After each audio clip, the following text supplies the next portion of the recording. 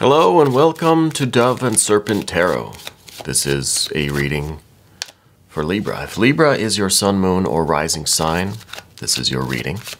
Please hit the like button, leave a comment, consider subscribing to the channel, especially if this reading resonates with you.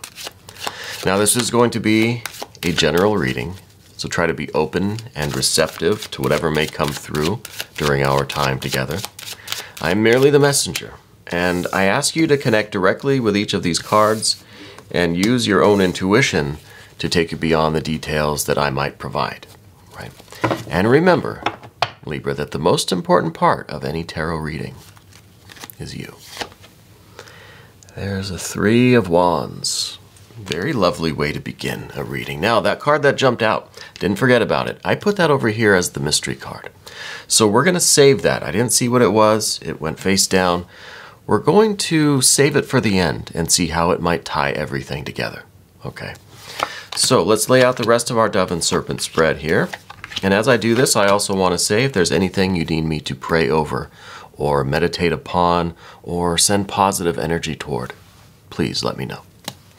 All right, finishing up, Path of the Serpent here. A lot of major arcana, a lot of good earth energy. I think there's real progress, real breakthroughs. A lot of changes are happening, okay? I think big changes are going on in your life right now. We've got major, major, major. We've got some air, some fire. A lot of this earth energy, a little bit of water, but the water is kind of not really here, right? There's a little bit, and it's in the position of what we don't want. So it's going to be a little bit of a complicated ride, I think, but big changes. And with that Nine of Discs at the end, success is on its way to you. Good things are happening, okay? Big things are coming. Now, the first card that we pulled out intentionally was this Three of Wands. Now, the Three of Wands is about intent. It's about knowing yourself, knowing your will, right? It's about knowing your boundaries, knowing what you want, what you don't want, and having the courage to go after it, okay? Three Wands there. This card is also about having the character, having the integrity, having the honesty with yourself about what you're doing and what you want and what's really important to you. You're not doing things because someone else said you should, or because society makes you think that you need certain things or that you should be doing certain things with your life. I think that we are kind of breaking out of that. Okay, we see this Tower energy, this Death energy, we see this Fool energy. It's really major stuff going on. These three cards are about change. They're all about new opportunities and really breaking free of something in order to pursue what we really want, right? To pursue something new. So in order to do that, we have to have this courage, right? You've got to know that you're strong enough to do this. And you are. And you're going to. Okay? So what we see in relation to all this, well, we see this air energy here. There's a nice configuration of this air energy with the Fool and the Ace of Swords and the Six of Swords. So we'll go to the Six of Swords first, because this is a real structure and organization to this will, this intent, this courage, this strength and power that you have to go through these changes. The knowledge, the understanding that you can endure these changes and that they are for a purpose. And you know what that purpose is, I think, and you know how to accomplish these goals. You have a plan. Right? You kind of have this process down to a science, as they say. You know, you've thought of the variables, you have maybe a plan A, a plan B, you've made some contingencies, you're ready to go, you're ready to do it. Okay? This is a real clarity. This card's about balance. It is about the structure, the blueprint almost of what you're doing, the work that you're involved with. Maybe this is career, maybe this is a life plan in general. Maybe this is something that involves, you know, school or university, and it involves your career and work and your future and retirement. It's the map, the whole thing being mapped out, right? And I'm sorry, I tried to put my phone on airplane mode, but I guess I must have forgot there. My apologies. It's interesting that we have the interruptions of the air energy, right? We have my phone as kind of an example, as a symbol of this idea of interruption, okay? And that's kind of what I think this Fool energy is up here for. The Fool is kind of the interrupter, right? Doesn't mean to be. There was no ill will here. There's no malignant intent. It is just the things that happen in life that kind of distract us from the plan, right? Life is what happens while we're busy making plans, okay?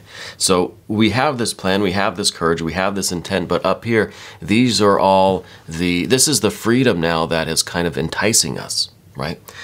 We're breaking through these old structures. We're breaking out of the old way of doing things, or the expectations that are on us. We're really going through these changes and making these breakthroughs, but then we're kind of locking ourselves back into this. Now, this is something that we are choosing, something that we are establishing and planning. So it's a structure, it's a system of our own device, but nevertheless, it's still a containment. Right? It's still a structure. Where the Fool energy is up here, this is freedom. This is no structure, no plan, right? This is no directions, no map of any kind, just wandering. And that's really a beautiful thing. That's such a lovely energy. Just thinking about it now, it sounds so nice. Just to just whatever you've got in your pockets, just go wandering, go walking around, get lost. Right? Experience the world, not a single care, not a shred of self-consciousness, right? Because the Fool is that energy that is completely free and expanding and looks outward at everything and wants everything. Has no sense of self, doesn't know what it wants, doesn't know itself, doesn't have a plan or a structure, has courage but kind of a different kind, right? Does not know what it wants to be doing with its life, isn't even really aware that it is a separate entity, okay? This is that expanding consciousness for its own sake. And this is lovely energy.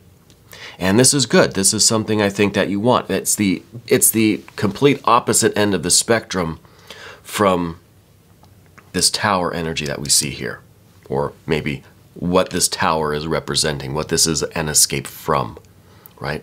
This rigid structure of your life up till now is at odds with this Fool energy. So this is the freedom that you aspire to, and this is you attaining that freedom. And then we have to kind of meet somewhere in the middle, because we are looking for this structure, this organization, along our own lines, right? We're drawing up our own plans to get to this 9 of discs, this success in whatever you're doing, school, work, retirement, career, your investments, your home, your family, your relationships, any of it or all of it, okay? So, the Fool is kind of that card that's up there saying, hey, follow me. Let's go get into some stuff. Let's go have an adventure. And that's good. And, maybe this card is saying, hey, look, go indulge in these distractions for a while, a few days, a few months, a few years. But you're going to come back to this plan and this structure because you ultimately know yourself well enough to have this sense of destiny, or this sense of trajectory for your life. So you know where you want to end up. But maybe it's okay to take a couple of, what do they call it at university when you take a couple of years off, to go traveling or something. Because I feel like that's the impulse. And when something has been contained and suppressed, as I think it has in your case, releasing that is going to cause it to go a little wild for a time, right? And that's kind of the Fool influence that we see here. But that is just kind of one factor, because the other factor is this 7 of discs at the bottom, underneath everything. This is, again, kind of the opposite of that Fool. That Fool has no awareness of self, doesn't really care about anything, has no goals, has no plans, just wants to go out and experience life, right? But on the other hand, you also don't want to let yourself down, right? You don't want to underachieve. You don't want to disappoint yourself. You don't want to fail to accomplish what you know you're meant to do, what you're meant to be, and what you're meant to accomplish. So there's this underlying fear of failure down here. Underneath everything is this idea that we don't want to squander this opportunity, you know? And this, again, is kind of about this Three of Wands. What are we valuing? Is it the freedom, the experience, the carefree kind of life, more bohemian, more carefree and free-spirited and adventurous, right? Or are we valuing this idea of accomplishment? We have goals. We know we're good at these things. We know we can achieve a level of success in whatever area this is in. So are we valuing this more? And then how are we going to reconcile that to create this plan that's going to bring us forward in life, you know? So what we have is an Ace of Wands behind everything. This was kind of an epiphany for you. I think you had a real wake-up moment.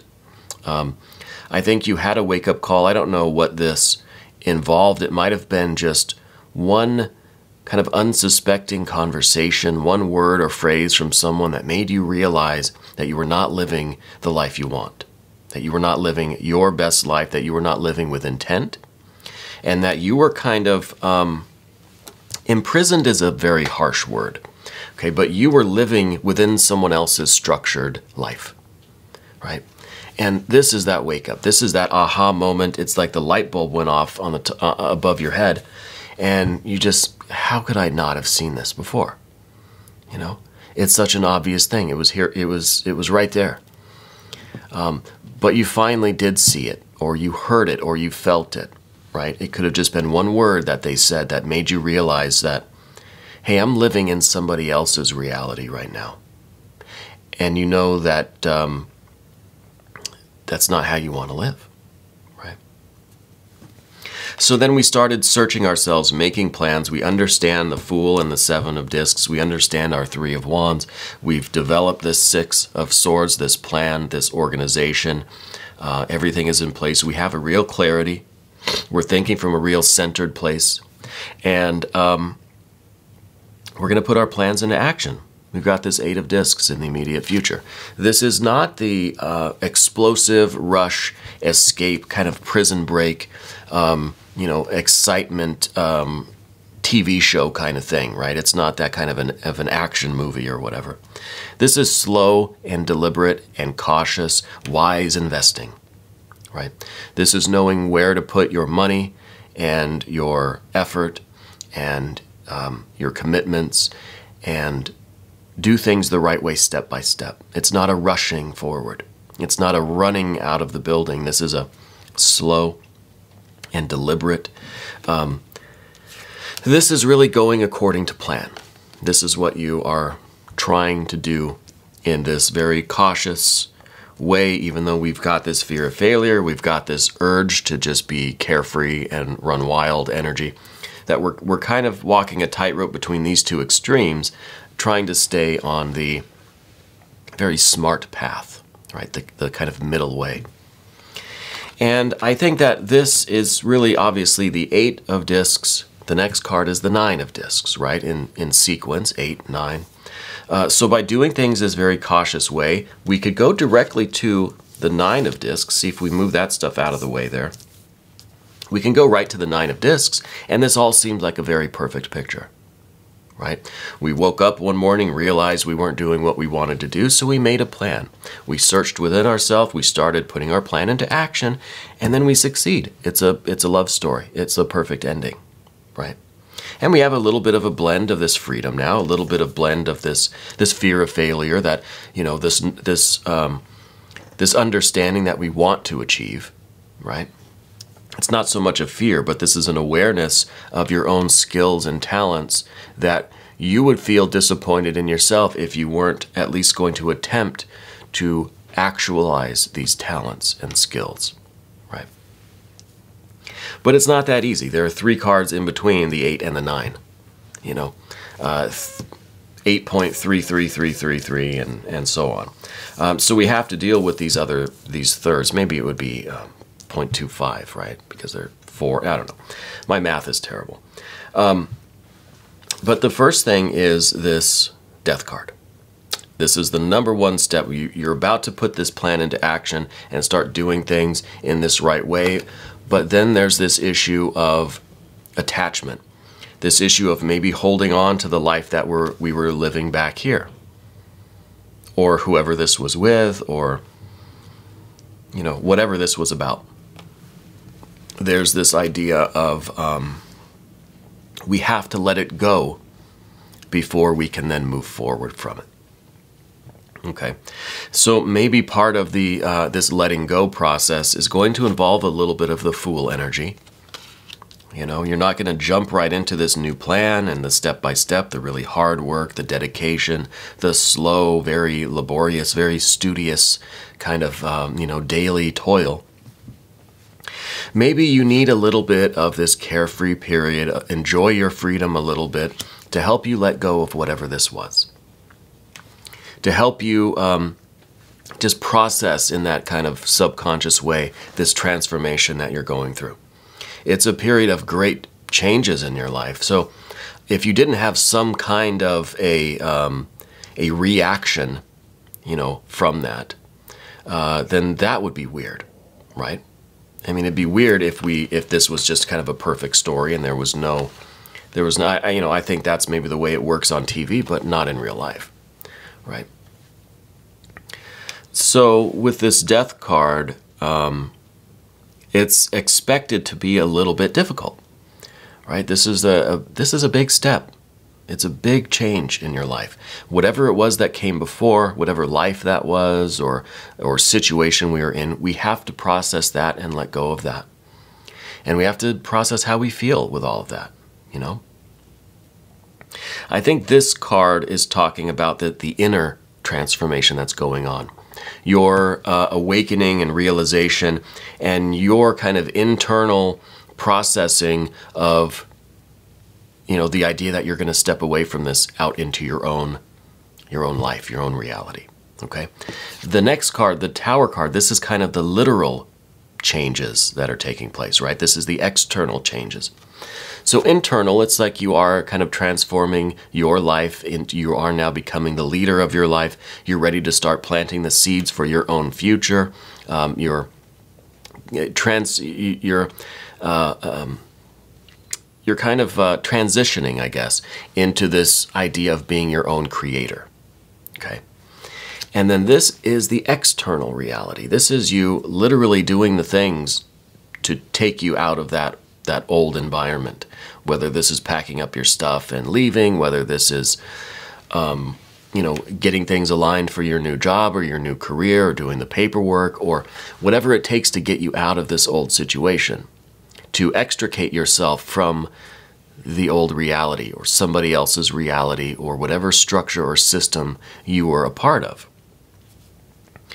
This is all that external stuff that it's in the position of your external world, your environment, right? What's going on around you.